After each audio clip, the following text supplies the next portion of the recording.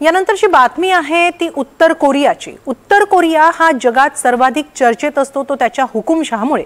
उत्तर कोरियाचे सर्वेसर्वा किम जोंग उन यांच्या काही कठोर निर्णयांमुळे, त्यांच्या लहरीपणामुळे त्यांच्यावर जगभरातून टीका होते। मात्र या सर्व टीकेला, विरोधाला, जागतिक दबावाला जराही बळी न पडता किम जोंग उन हे आपला कारभार हाकत असतात। जगात त्यांचे मोजकेच मित्र, रशिया हा त्या मोजक्या मित्रांपैकी एक, आणि अशा या मित्राच्या मदतीलाही किम जोंग उन धावून जातात। त्यातच सध्या रशिया युक्रेन युद्धातही त्यांनी रशियाला सक्रिय पाठिंबा दिला। त्याची पुष्टी त्यांनी स्वतःच अलीकडे केली। आता तर रशिया युक्रेन युद्धातून परतलेल्या उत्तर कोरियन सैनिकांचा त्यांनी शानदार कार्यक्रमात गौरवही केला, आणि ज्या युद्धावरून रशियावर प्रचंड दबाव आहे त्या दबावाला एक प्रकारे उत्तरही दिलं। पाहूया किम जोंग उन यांचा हा बेधडक अंदाज।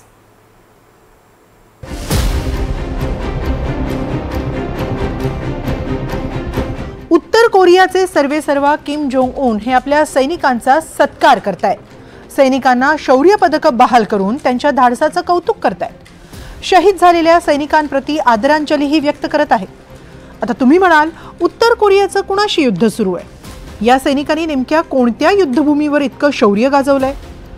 आणि भूतकाळातील युद्ध असेल तर इतका मोठा समारंभ आता का? तर हे कोणतेही भूतकाळातलं युद्ध नाही। उत्तर कोरियाचं सध्या कोणाशीही युद्ध सुरू नाही। अगदी पारंपरिक प्रतिस्पर्धी दक्षिण कोरियाशी त्यांचं कोणतंही युद्ध सुरू नाही। या सैनिकांनी त्यांच्या मातृभूमीतही युद्ध लढलेलं नाही। तर हे सैनिक जरी उत्तर कोरियाचे असले तरी ते युद्ध लढून आलेत रशिया युक्रेन सीमेवर। थोडक्यात या सैनिकांनी रशिया युक्रेन युद्धात सक्रिय सहभाग नोंदवला। रशियाच्या बाजूने उत्तर कोरियानं सैन्य पाठवलं होतं आणि त्याच सैनिकांनी तिथं युद्धभूमी गाजवली, म्हणून ते मायदेशी परतल्यावर त्यांच्या सर्वोच्च नेत्यानं त्यांची पाठ थोपटली। शिवाय या युद्धात मारल्या गेलेल्यांना आदरांजलीही वाहिली।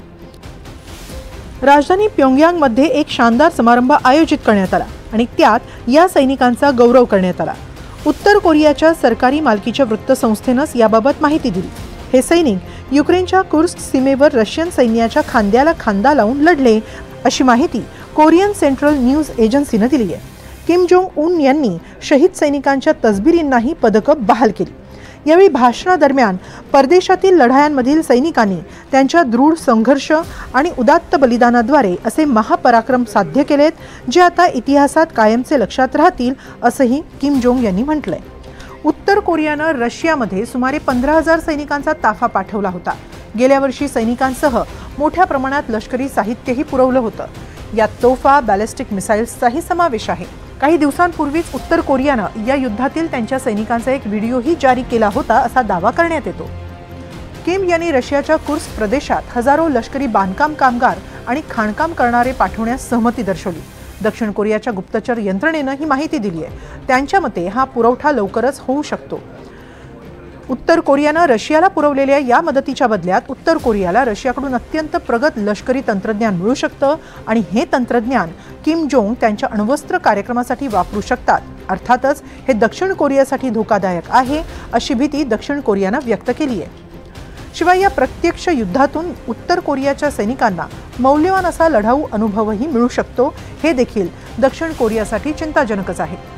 दक्षिण कोरियाची ही भीती अगदीच अनाठायी नाही। उत्तर कोरिया आणि दक्षिण कोरिया हा संघर्ष दोन्ही देशांच्या निर्मितीपासूनचा आहे, आणि दोन्ही देशांच्या संबंधांमध्ये फारशी सुधारणा झालेली नाही। उत्तर कोरियाचा हुकुमशाह किम जोंग उन यांच्या कार्यकाळात तर सातत्यानं मिसाईल परीक्षणं, चाचण्या सुरू असतात। अलीकडेच दक्षिण कोरियाच्या दिशेनं मिसाईल डागण्यात आल्याचा दावाही करण्यात आला होता। त्यामुळे काही काळ दोन्ही देशांच्या संबंधांमध्ये तणाव निर्माण झाला होता। उत्तर कोरियाकडून सातत्यानं युद्ध सज्जता तपासली जाते, त्यामुळे उत्तर कोरियाकडून कोणत्याही क्षणी आक्रमण होण्याची चिंता दक्षिण कोरियाला सतावते। मात्र बलाढ्य आणि पुरेसे लष्करी मनुष्यबळ असणाऱ्या रशियाला उत्तर कोरियन सैनिकांची गरज का भासू शकते? रशियन सैन्याच्या मानानं उत्तर कोरियन सैन्य अननुभवी आहे। युक्रेन आणि दक्षिण कोरियन गुप्तचर यंत्रणांनी दिलेल्या माहितीनुसार उत्तर कोरियातील सर्वोत्तम सैनिकांना या युद्धात पाठवण्यात आलंय। उत्तर कोरियाच्या 11th कॉर्प्स म्हणजे स्टॉर्म कॉर्प्सचा यात समावेश आहे। दुर्गम भागात घुसखोरी, बांधकाम उद्ध्वस्त करणं, हत्या करणं यासाठी ते विशेष प्रशिक्षित आहे। तसंच प्रतिकूल परिस्थितीत सर्वाधिक शारीरिक त्रास सहन करण्याची त्यांची क्षमता असते। जरी सक्षमपणे लढता आलं नाही तरी शारीरिक आणि मानसिक त्रास सहन करण्याची त्यांची क्षमता आहे। तसंच रशियन सैन्याकडून त्यांना प्रत्यक्ष युद्धभूमीवर लढण्याचा अनुभव मिळू शकतो। 3 वर्षात 6 लाख रशियन सैनिक मारले गेलेत असा अमेरिकेचा अंदाज आहे। त्यामुळे सतत नव्या प्रशिक्षित आणि ताज्या दमाच्या सैनिकांची रशियाला गरज आहे। तर उत्तर कोरियाला या सैन्य पुरवठ्यातून आर्थिक उत्पन्नही मिळतंय। प्रति सैनिक उत्तर कोरियाला दर महिन्याला $2000 मिळतात असं सांगितलं जातंय। ही पुंजी थेट सरकारी तिजोरीत जमा होते। तर रशियाला मदत करून भविष्यातील युद्धासाठी उत्तर कोरियानं एक महत्त्वाचा पाठिंबाही मिळवलाय। उत्तर कोरियानं एक महत्त्वाचा आंतरराष्ट्रीय पाठिंबा मिळवलाय असाही अंदाज बांधला जातोय।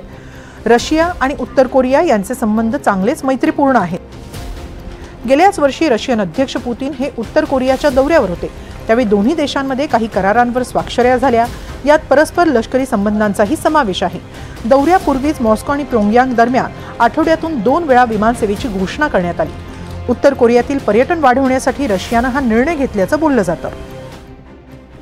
अलीकडेच उत्तर कोरियातील एक बीच रिसॉर्ट विकसित करण्यात आला। किम जोंग उन यांचा हा एक महत्त्वाकांक्षी प्रकल्प मानला जातो। या वॉन्सन कल्मा बीच रिसॉर्टला विकसित करण्यात रशियाची मदत झाल्याची चर्चा आहे। मात्र रिसॉर्ट सुरू होऊन महिने होत नाही तोच इथं परदेशी पर्यटकांना प्रवेश बंदीही करण्यात आली। आता ही बंदी कधीपर्यंत आहे हे किम जोंग उन यांच्या लहरीपणावर अवलंबून आहे। या रिसॉर्टची क्षमता 20,000 पर्यटकांची आहे। अनेक अद्ययावत सुविधांनी हा रिसॉर्ट तयार करण्यात आला आहे। आता तर उत्तर कोरियानं एका सक्रिय युद्धात आपले सैन्य पाठवून एका युद्धाचा अनुभव कमावलाय। तर रशियानं युक्रेन विरुद्धच्या युद्धात एक महत्त्वाचा आंतरराष्ट्रीय जोडीदार मिळवलाय। त्यामुळे रशिया आणि उत्तर कोरियातील हे सहकार्य दक्षिण कोरियासाठी चिंताजनक आहेच, शिवाय भविष्यातील नव्या युद्धाची तयारीही मानली जाते। Bureau report, NDTV Marathi.